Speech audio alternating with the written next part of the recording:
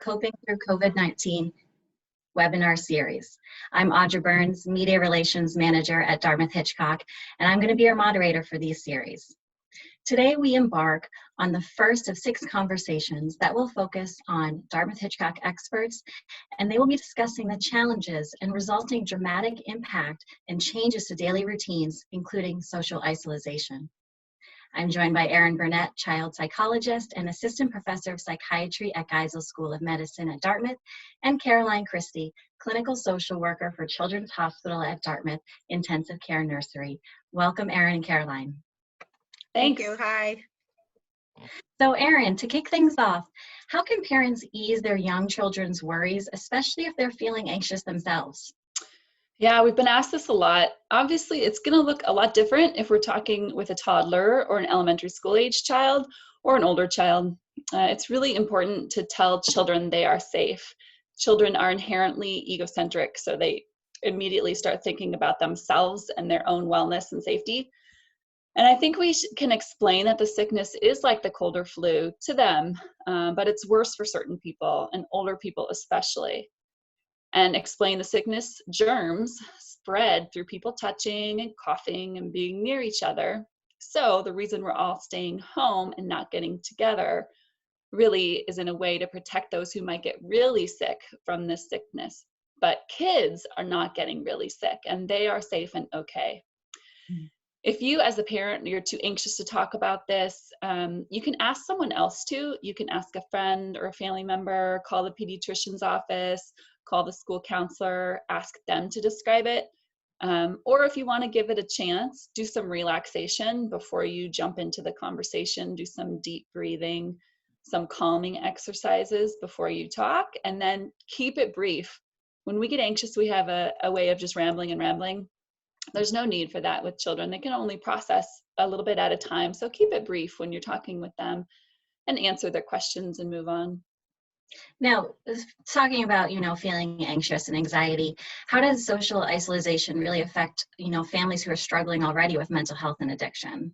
Yeah, this is very, very hard for everyone. I spent a lot of time thinking about this, talking with families in my clinical work, talking with my colleagues trying to do this, and my own experiences. So it's not just for those with mental health or addictions. It's impossible if we set our expectations way too high. If we're doing this alone as a single parent or guardian, that's even more impossible. We are meant to be in villages, and this social isolation is really hard on us. Humans are not meant to parent alone or just be with 2 caregivers. So it makes it incredibly stressful. And if we have mental health or substance use or other addiction challenges, it's even more impossible. And remember, addictions aren't just with substances. We have a lot of things on the internet. We have food, we have shopping, online shopping. So lots of different addictions can come up right now. And I've been talking to people about how if we were to design an environment that made people depressed and anxious, this would be it. We would say, stop working or be isolated in your work, which reduces a purpose in life, reduces social companionship. We'd say, don't go out and enjoy activities, don't see friends, don't have routines, don't get out of the house, but do worry about the safety of your family and do add an immense amount of stress to you and your children. It's just a big equation for depression, anxiety, and sadly, it's an equation for substance misuse and other addictions. Many people equate loneliness, disconnection, depression, and anxiety to addiction. So we're at higher risk right now. Mm-hmm. And a lot of our worlds have been turned upside down right now as, being full-time workers and having children at home, having to homeschool. I myself have a 4th grader and a 7th grader who I had to send out for a bike ride just so I could have peace and quiet in the house right now. So what else are you hearing from parents who are dealing with homeschooling? Well, for many, it's not going well. For some temperaments of both the kids and the parents, it seems to work, but for lots of different personalities, whether it be the child or the parent or the combination that's meshing together, it's not going well. For most of us, we're not teachers. Even if we are teachers, there's a reason why it's nice to have someone else teach our children. And so now we're commanding our children's home lives, their social lives, their chores, their sibling rivalries, and now on top of it, their schoolwork. And for some of us, we have our own work on top of this. So it's incredible stress. On top of that, many people have lost their jobs, which just takes priority, right? Managing all those things has to take priority over homeschooling. There's more meal preparations, more dishes, more toys, more clothes to pick up all day long, every day. And it can be very grueling. And it means as parents, we don't have as much access to our own joys and our outlets with friends and colleagues and exercise. It means our children no longer have friends their age to play with. And that's as simple as not having friends who enjoy the same activities, which frankly is really no fun. And unfortunately, we know that under times of stress like this, within families and communities, more harms often come to children. With stress, and especially with adding substance use problems or other addictions, children are at higher risk of harm and abuse and neglect. And that is a reality we just cannot deny as a society. So if you are worried about yourself or another family that's under incredible stress, or maybe at risk for child abuse or neglect, please let people know. It's really important. It's very important. What are two quick things that you could share that how parents and children can survive this new normal right now? I think do the best you can. If you have to throw in the towel on homeschooling one day, do it. If you need to stay in bed because of a crappy mood, do it. Enjoy and invite your children to snuggle.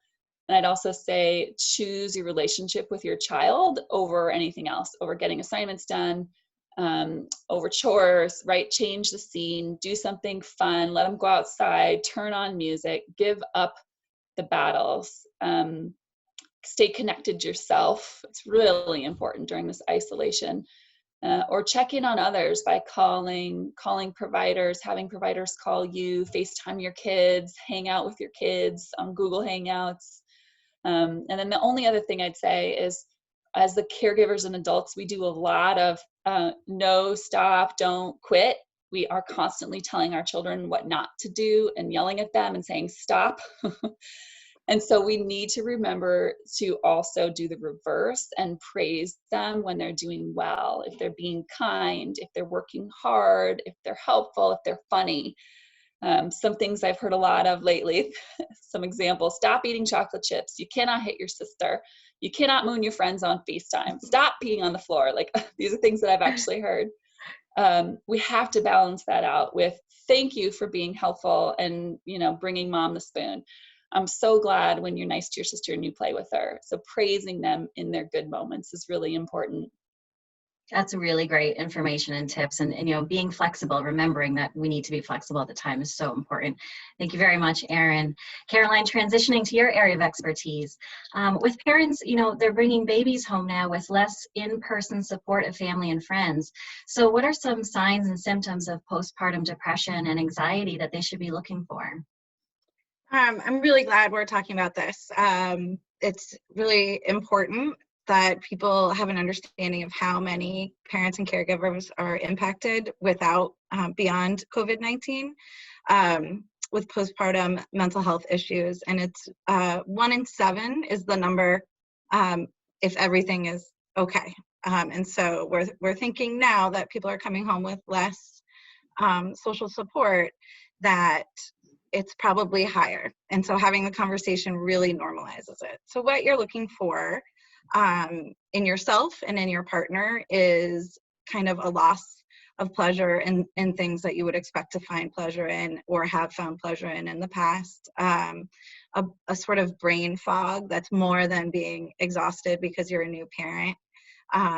It makes it really hard to kind of complete tasks like make a bottle or change your diaper or put dishes away, more so than just being exhausted. Symptoms of postpartum anxiety, which is very common, are heart palpitations, invasive thoughts that you can't get rid of. So worries about the baby's health, worries about your health, which has got to be really hard right now because all we're talking about is health and the health of the people that we love, and keeping everybody safe. So kind of not being able to dismiss those thoughts and carry on throughout the day. They kind of you perseverate on those thoughts. Avoiding talking about the baby or your childbirth experience. Those are the sorts of things that you would want to be on the lookout for that normally your friends and family would notice if they were seeing you. And then again, just talking about it and normalizing the conversation. Mm-hmm. And what can these new parents do at home to support their own mental health? Right. So I think Erin touched on a lot of things that kind of carry over into supporting your mental health. And the basic needs are making sure you're eating, which is really hard to do if you have a new baby. So if there's more than one of you, making sure the other person is eating, or that there is high protein, quick snacks around. I'm not saying, prepare 3 meals and everybody sit down, but making sure you're meeting your nutritional needs, making sure you're hydrating.